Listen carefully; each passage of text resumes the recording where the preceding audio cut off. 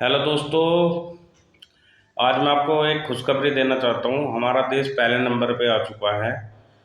जिसने world bank से सबसे ज़्यादा कर्जा लिया है वो पहले नंबर पे आ चुका है। दूसरी बात, हमारा देश बेरोजगारी में पहले नंबर पर है आज की डेट में।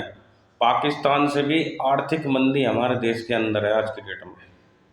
दूसरा, आप कंपेयर करते हो नेपाल को, इनको, मतलब उनसे भी हम पीछे जा चुके हैं बेरोजगारी के मामले में। दूसरा आ जाओ, सबसे पहली बात, किसान आत्महत्या कर रहा है परेशानी की वजह से, और स्टूडेंट सबसे ज़्यादा आत्महत्या कर रहे हैं। और भाई, आर्मी के जवान तक को मार दिया जा रहा है लेह लद्दाख में। एक साइंटिस्ट जेल में है, और जो बाबा हैं गलत गलत टिप्पणी कर रहे हैं हमारे देश के लोगों पर, वो लोग मौज ले रहे हैं भाई। वो फ्लाइट में घूम रहे हैं, मज़े ले रहे हैं ज़िंदगी के। और स्टूडेंट क्या कर रहा है? वो नौकरी कर रहा है। नौकरी भी कहाँ तक करेगा? नौकरी जब भी करेगा जब उसके पास क्वालिफिकेशन होगी, कोई फार्म निकलेगा। वो पढ़ाई कर रहा है, पढ़ाई कर करके लोग बुढ़े हो चुके हैं। अब मैं तो खुद की ले रहा हूँ यार, मैं खुद बेरोजगार हूँ ना, तो हमें घर में इज्जत मिल रही है ना बाहर। बेरोजगार तो कौन चाहेगा ऐसी सरकार? भाई मैं तो अंधभक्त हूँ नहीं ना, मैं ऐसी सरकार को सपोर्ट करता। सरकार कोई भी हो उससे सवाल करना चाहिए, चाहे कांग्रेस की हो किसी की भी हो। अगर आप लोग सवाल नहीं करोगे तो आपका भविष्य डूबेगा, किसी और का नहीं डूबेगा। आप क्या सोच रहे हो, मोदी सरकार में मेरा काम अच्छा चल रहा है तो ये सोच रहे हो कि मतलब किसी, अबे यार, जो उनके सगे नहीं हो रहे, जो इनको मार्केट में लाए थे, वो आपके हो जाएंगे। अभी आरएसएस वालों ने एक सिक्का निकाला, उस पर भारत का झंडा तक नहीं है। अब खुद सोचो। और उनके बच्चे कहाँ पढ़ रहे हैं? विदेश में पढ़ रहे हैं, अच्छी क्वालिफिकेशन ले रहे हैं। और तुम लोगों को क्या बोला जा रहा है इस देश में कि भाई इंग्लिश मत पढ़ो, इंग्लिश ये चीज़ है, ये वो है। अब भाई तुम इंग्लिश पढ़ लोगे तो तुम सरकार से सवाल करोगे। ये तो ये लोग चाह रहे हैं। अब तुम लोगों को क्या लग रहा है कि तुम लोग अंधभक्त बन के, ये बन के तुम लोगों को कुछ बिगाड़ लोगे? भाई लठिया डंडे से पिट रहे हैं स्टूडेंट और हमारे देश की जनता। तो तुम सोच रहे हो कल को अगर तुम इनसे सवाल करोगे तुम नहीं पिटोगे? भाई अभी भी टाइम है, वापिस आ जाओ और अपने देश को बचा लो। मैं ये नहीं कह रहा हूँ कि भाई ये सरकार गलत है, लेकिन इनकी सोच गलत है।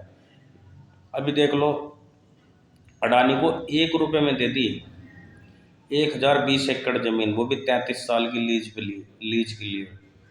अब तुम सोचो कल को तुम्हारे गांव में यूरेनियम निकल गया या कोई भी ऐसी चीज़ निकल गई, इथेन निकल गया या कोई भी चीज़ निकल गया, पेट्रोल निकल गया, तो तुम्हारे घरों पर बुलडोजर चला दिए जाएंगे बिना पूछे। ये लोग ये नहीं देख रहे हैं धरती में, मतलब जो कोई भी ऐसी चीज़ निकल रही है, बस अडानी का एक इशारा चाहिए, तुम्हारा पूरा गांव या तुम्हारा पूरा शहर या पूरी कॉलोनी खत्म हो जाएगी 2 मिनट में। जो लोग वहाँ हजारों साल से रह रहे हैं उनकी कोई वैल्यू नहीं है, बस अडानी की वैल्यू है। एक अडानी की वजह से सोनम वांगचुक आज जेल में है, जो कि अपने यहाँ की लेह लद्दाख की ज़मीन को बचा रहे हैं अडानी से। और भाई जो कोई भी सवाल करा, आदिवासियों को देखो भाई क्या हाल कर रखा है, उनको घरों पे बुलडोजर चला दिए, और क्या नाम जी, कि उनके हाथ पैर बांध कर उनको जंगल में रख रखा है। भाई ये चल रहा है इस देश में। और मैं सच बोल रहा हूँ भाई, इसके लिए भी हो सकता है मेरी वीडियो ये डिलीट हो जाए या मेरे साथ कुछ हो जाए, तो उसको जिम्मेदार भी मोदी सरकार होगी। भाई मैं नहीं डरता, मैं एक बेरोजगार हूँ, मैं बेरोजगारी से परेशान आ चुका हूँ।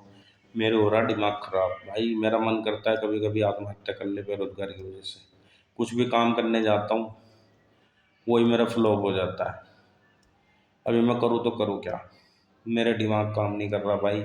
नौकरी करना तो 10-12 हज़ार रुपये देते, 10-12 हज़ार रुपये भाई आज की महंगाई को देखो, किराए भाड़े पेट्रोल में चले जा रहे हैं। मैं करूँ क्या? इस टाइम ना माइंड बहुत ज़्यादा परेशान है।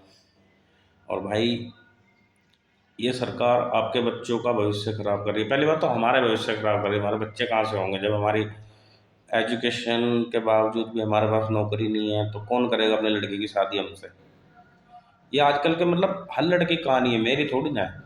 नहीं तो सच बताओ, आप बेरोजगार हो, आप बताओ आपके घर में आपको वो क्या इमेज मिलती है? और जो बच्चा कुछ भी है, जो कोई भी इंसान है वो कमा के ला रहा हो, उसकी इज्जत अलग होगी, बेरोजगार की अलग होगी। आप लोग करने का तो बहुत कुछ सोच रहे हो कि मैं ये भी कर लूँ वो भी कर लूँ।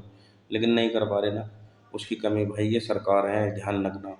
आज नहीं तो कल हम लोग इसका बहिष्कार जरूर करेंगे, क्योंकि भाई भाई यार 60 साल का एक गवर्नमेंट एम्प्लॉयर रिटायर होकर अपने घर पे आ जाता है, और ये 75 साल का बूढ़ा एक और मौका मांग रहा है। बताओ ये क्या हद है यार। इसके लिए तो कोई कानून बनना चाहिए, इसकी एज लिमिटेशन होनी चाहिए, 50 साल मिनिमम होनी चाहिए एक नेता की। मैं कह रहा यार ये तो ज़्यादा हद हो गई है, मतलब 75 साल का आदमी एक मौका मांग रहा है, और और युवा रोड पर डंडे खा रहे हैं, वो भी अपने हक के लिए। उसका कोई नहीं पूछेगा। युवाओं पे गोली चला दी जा रही है, लाठी चला दी जा रही है, उसका कोई सवाल नहीं है। भाई हम बेरोजगारी पे सवाल कर रहे हैं तो हमें पीटा जा रहा है। वर्ल्ड बैंक से तुमने कर्जा लिया, चुकाना हम जनता को पड़ेगा। भाई वो पैसा है कहाँ, उसका हिसाब तो दो। तुमने आधे से ज़्यादा तो अपना खपा लिया, अब बताओ हम क्यों कर्जा दें भाई। आज भी अगर कोई बच्चा जन्म ले रहा तो वो भी उस पर हज़ारों रुपये का कर्जा है देश के हिसाब से। 90% हमारी जीडीपी के हिसाब से 90% कर्जा ले चुकी है मोदी सरकार। अब समझ